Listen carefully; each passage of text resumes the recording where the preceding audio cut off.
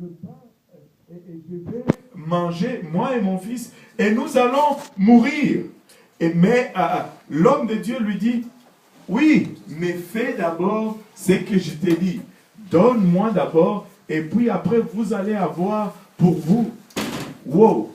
Et écoutez, Dieu n'a pas besoin de rien pour faire son miracle dans ta vie. Tout ce dont il a besoin, c'est ton obéissance. Ce que tu as, tu sembles être dans une situation désespérée. Tu sembles qu'il n'y a pas d'issue, mais même si tu t'accroches à ce que tu as, il n'y aura pas davantage d'issue pour toi. Mais la meilleure chose que tu peux faire pour le moment, c'est de prendre ce que tu as et de le mettre dans les mains de Dieu. Amen. Cherche premièrement le royaume de Dieu et tout le reste va t'être donné par-dessus.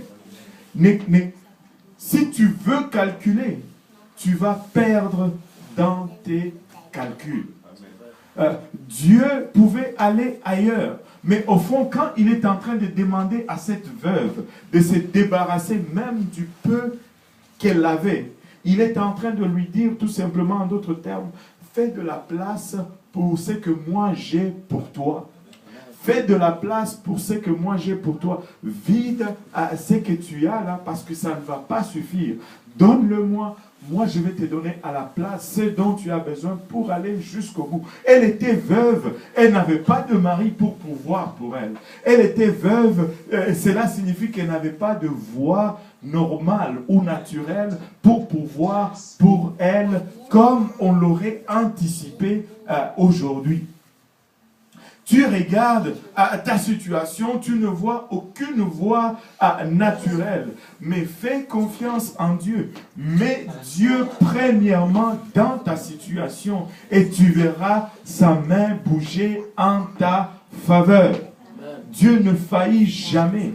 Dieu ne faillit jamais. Et il va toujours chercher les plus démunis pour faire son œuvre. Il va toujours aller... Combien de fois Dieu a-t-il pris des femmes stériles pour faire venir celui qui allait accomplir son œuvre? C'est fou. Il n'y avait pas de femmes qui pouvaient enfanter. Dieu n'a pas besoin de nos habiletés. Dieu n'a pas besoin de nos capacités. Dieu demande notre disposition. Es-tu disposé à être utilisé par Dieu? Es-tu disposé à mettre ce que tu as entre les mains de Dieu? Fais confiance en Dieu. Regarde ton voisin, dis-lui, fais confiance en Dieu. Fais confiance en Dieu. Il va pouvoir. Fais confiance en Dieu. Cherche d'abord son royaume.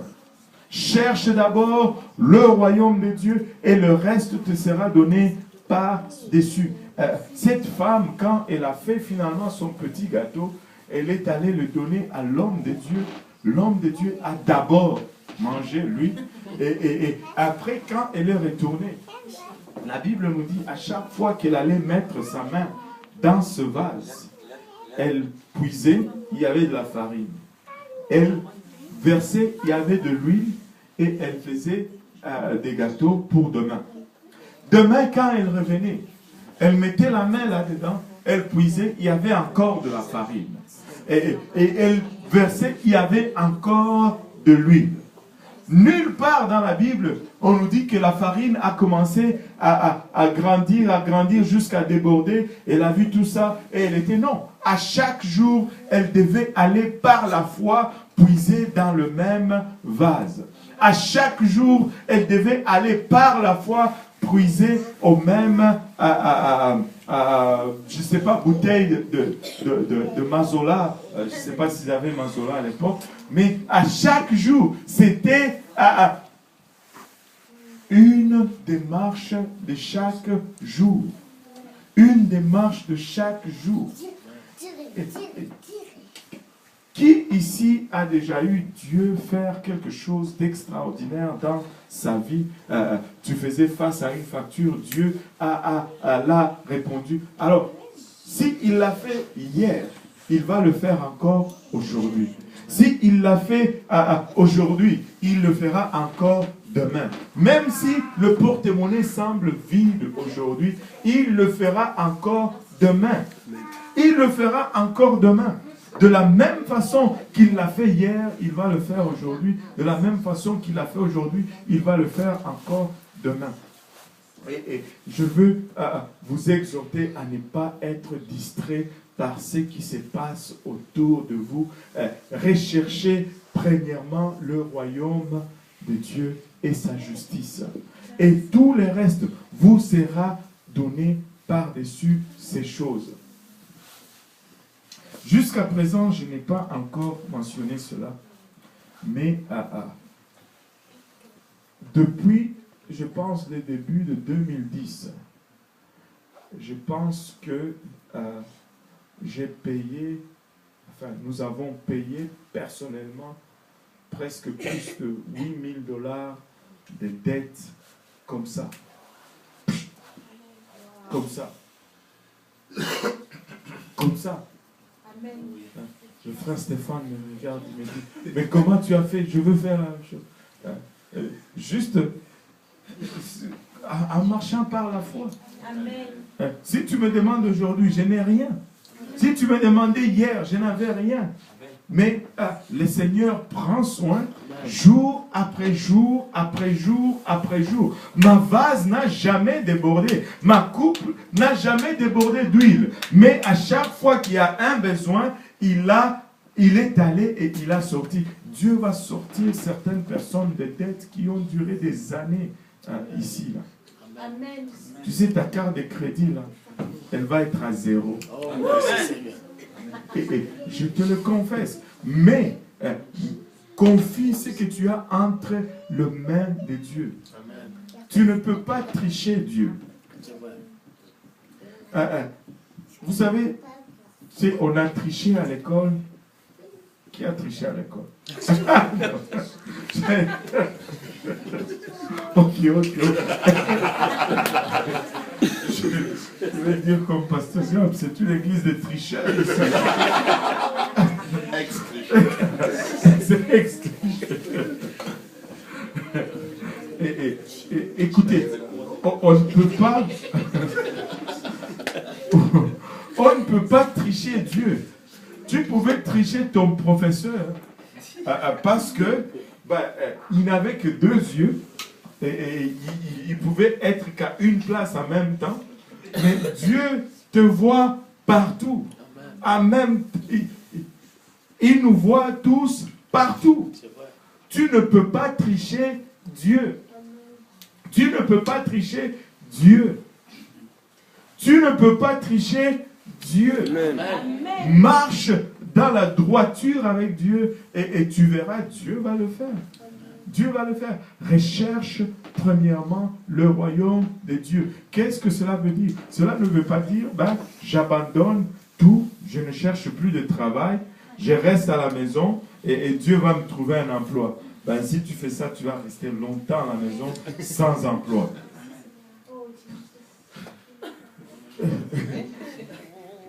Cela veut dire, je vais mettre d'abord Dieu en priorité.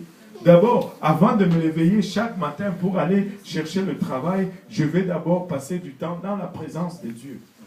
Et je vais lui demander, Seigneur, dis-moi où aller. Ne me donne pas un travail qui me sort de ton œuvre. Ne me donne pas quelque chose qui m'éloigne de toi. Tu vas être le premier dans ma vie. Je vais travailler, je vais étudier, je vais préparer mes examens. Mais je ne veux pas le faire au dépens de ma relation avec toi. J'ai été attaqué une fois. On m'a dit, pasteur, apparemment, toi dans ton église, tu enseignes que on doit abandonner l'école ou les études pour aller à l'église. Que si tu as des examens, tu dois quand même venir à l'église. Je dis oui. Amen. J'ai dit oui. Amen. Parce que si tu ne peux pas faire ton programme comme il faut, le problème, ce n'est pas que tu ailles à l'église. Le problème, c'est que tu n'es pas capable de faire un programme comme il faut. Et c'est là le problème. Écoute, moi, j'étais aussi à l'école. Amen. Je ne suis pas un illettré là. Amen. J'étais aussi à l'école et à ce que je sache, je ne passais pas 24 heures sur 24 dans mes livres. Amen.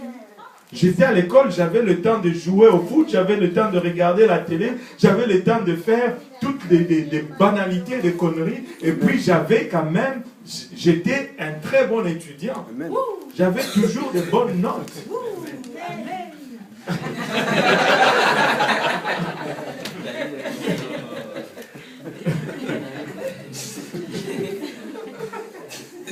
Mais là, aller, parce que tu échoues, tu veux blâmer ça sur le fait que tu étais à l'église. Écoute.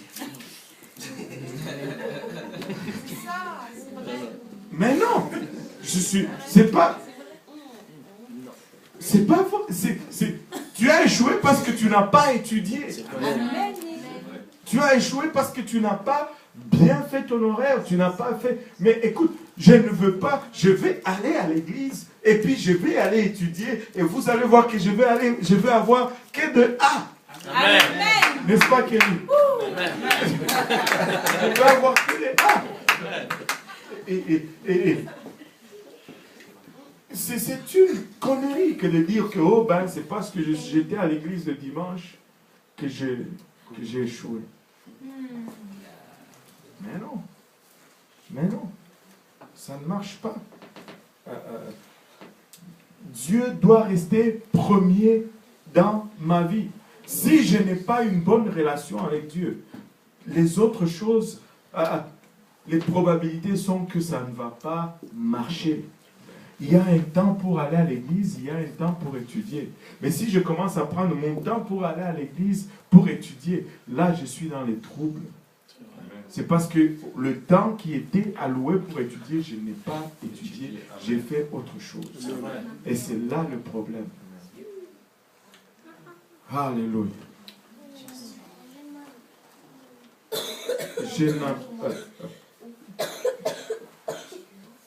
Cherchez premièrement le royaume de Dieu. Et on m'a dit, mais tu sais, dans notre maison, il y a une loi qui dit ceci. Si nous sommes à l'église et que l'église finit tard, nous allons rester quand même à l'église. Et le lendemain, si les enfants sont trop fatigués pour aller à l'école, eh bien, ils ne vont pas aller à l'école. Amen. Point final. C'est comme ça chez nous. Amen.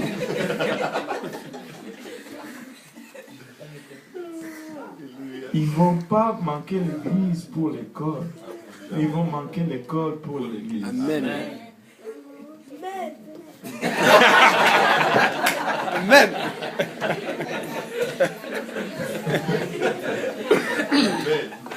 Cherchez premièrement le royaume de Dieu. Et jusqu'à date, ils sont toujours les meilleurs dans leur classe. Jusqu'à date. Ils vont avoir des absences. Je pense qu'ils ont toujours un taux d'absence élevé. Ils vont souvent manquer lundi, ou souvent lundi, ils vont arriver en retard, mais ils ont toujours la meilleure note de la classe. Ils ont toujours la meilleure note. Jamais de plaintes, toujours la meilleure note de la classe. Mettez premièrement le royaume de Dieu et tout le reste vous sera donné. Si ma relation avec Dieu ne marche pas, ça ne va pas aller. Dans mes finances, dans mes rapports, dans mon travail, je dois mettre Dieu premièrement. Premièrement. Bon, maintenant, écoutez ceci. Et si cette dame elle avait donné son pain à Élisée et que après, elle retournait dans le vase et que c'était vide.